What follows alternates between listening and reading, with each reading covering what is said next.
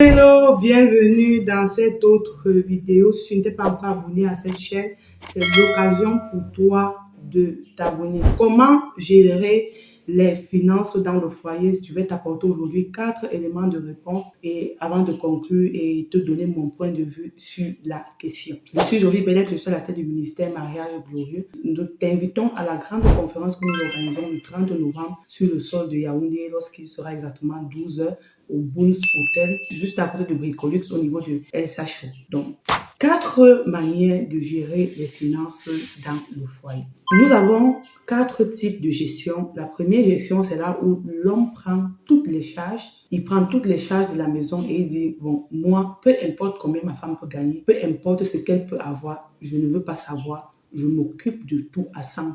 Ça, c'est généralement, ça dépend des convictions du monsieur, ça dépend de ce qu'il gagne aussi chaque mois et de l'éducation qu'il a reçue de ses convictions personnelles. Donc, nous avons des foyers comme ça où l'homme va prendre tout en charge et la femme ne contribue en rien, si ce n'est de manière facultative et volontaire. Deuxième cas de figure, c'est là où on a le 50-50. Nous avons ce système-là, plus dans les pays européens et occidentaux, où la femme, c'est-à-dire que si les charges sont à hauteur de 1 million de francs CFA ou bien de 1000 euros, la femme va se charger, on va diviser 4 sur table et chacun va déposer la somme qu'il faut pour ces charges-là. Et maintenant, la gestion de ce qui reste ne concerne que la personne qui détient l'argent. Donc, ça veut dire que du moment où on a dit 1 million, j'ai donné mes 500 000 francs, l'autre a donné ses 500 000 francs CFA, on ne sait plus ce qu'il en est du reste d'argent. Donc, ils se réunissent uniquement et ils s'entendent au niveau des charges. Le troisième cas de figure, ce sont des comptes communs. C'est-à-dire que tout l'argent de la femme est viré dans un compte et l'argent du monsieur est viré dans le même compte. Et lorsque ça arrive, on sait que les charges sont de 1 million. Et c'est des deux argents qu'on a mis ensemble qu'on retire les 1 million pour acheter ce qu'on a acheté ou bien pour s'occuper des tâches dont on doit s'occuper. Donc ça, c'est encore un autre type, une autre façon de gérer les choses. Et de cet argent-là, ils ont des pourcentages, c'est-à-dire que toi, tu as peut-être, après avoir retiré les charges, ce qui est resté, on dit voici ton argent de poche, on donne l'argent de poche à monsieur, on donne l'argent de poche à madame, et on attribue peut-être le reste aux épargnes, aux projets de la maison, aux projets futurs communs. Ça, c'est la gestion commune des biens.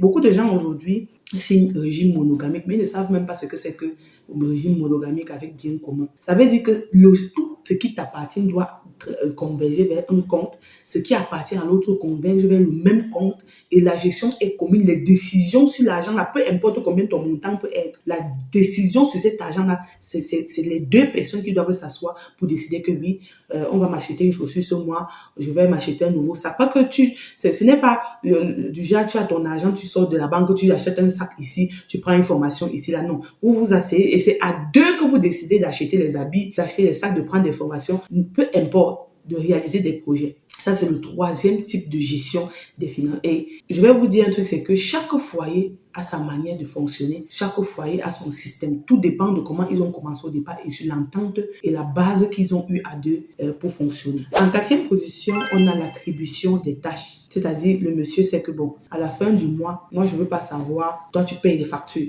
Bon, l'école des enfants, c'est ta charge. Peu importe le montant que ça peut être, on a déjà dit que bon, dans cette maison, il faut voir peut-être les factures et l'école des enfants, peut-être c'est madame qui s'en occupe, peut-être la ration et tout. Donc, peu importe le montant qu'on va lui présenter, on va dire, voilà, la ration, il va payer. Et chez les enfants, peu importe le montant, on va dire, voilà, c'est pour l'inscription des enfants à l'école, la femme s'en occupe. Voilà ces 4 modes de gestion des finances dans le foyer que nous rencontrons au quotidien. Maintenant, selon le Seigneur et selon les Écritures, comment devraient se gérer les finances dans un foyer? Bon, ça, c'est mon avis et selon ce que les Écritures nous disent que l'homme quittera son père et sa mère, s'attachera à sa femme, les deux deviendront une seule chair. Donc, si toi et moi, on dit qu'on est devenu une seule chair, ça veut dire que tout ce que nous gagnons doit converger vers un seul compte. Et c'est ensemble, étant assis, qu'on décide sur comment on va utiliser. Ça, c'est la gestion parfaite des choses. Maintenant, est-ce que ton mari et toi, vous formez déjà une chair? Ça, c'est la question que je te pose. Dans ce cas-là, tu ne peux pas appliquer ceci. Tu ne peux pas appliquer ce principe de l'argent, tout votre argent va converger vers un seul et même compte tant que tu n'es pas sûr si vous formez une seule et même chair. Et moi, pour celles que je connais qui sont mes sœurs, sœurs, je leur dis souvent que à votre niveau où je vous vois, vous ne pouvez pas gérer l'argent avec mon mari comme moi je gère avec mon mari. Parce que quand quelqu'un n'est pas né de nouveau, quand quelqu'un n'est pas régénéré de la part, quand quelqu'un ne craint pas Dieu,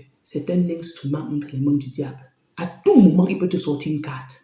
Et je dis donc que pour éviter les AVC et les maladies, il serait préférable qu'on fasse une répartition des tâches, ou bien que ce soit peut-être 50-50%, ou bien quitte à ce qu'ils prennent même toutes les charges. Mais dit que tout ce que vous gagnez va converger vers un même compte.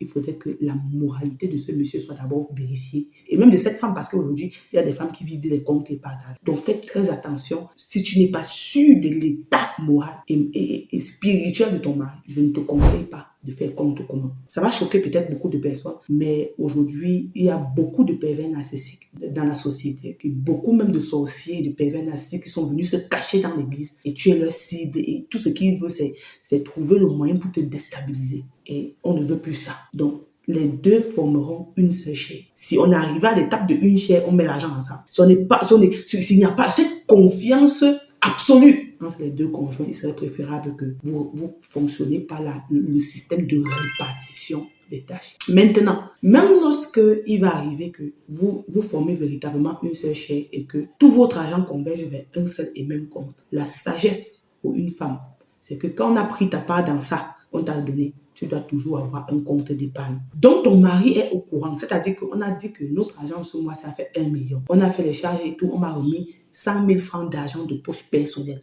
Et mon mari, c'est qui m'a remis 100 000 francs. Des 100 000 francs par une femme sage doit avoir un compte d'épargne. Parce qu'une femme ne doit jamais rester sans avoir une épargne. C'est une parole de sagesse que je te donne aujourd'hui. Donc, que le Seigneur te bénisse. On se voit à la conférence de Yaoundé le 30 novembre. Et je vous ai dit que pour avoir un teint qui glow, il y a beaucoup qui sont en train d'appeler là et tout, qui sont en train de prendre leur gamme, qui sont en train de prendre leur crème de visage, qui sont en train de prendre ceci. C'est l'assurance d'un teint clair du front jusqu'aux orteils. Garenne Cosmétique. Donc, achetez vos produits, commandez vos produits, c'est disponible dans plusieurs pays en Afrique et on a la possibilité d'expédier partout dans le monde. Donc, que le Seigneur vous bénisse. Shalom, shalom, shalom.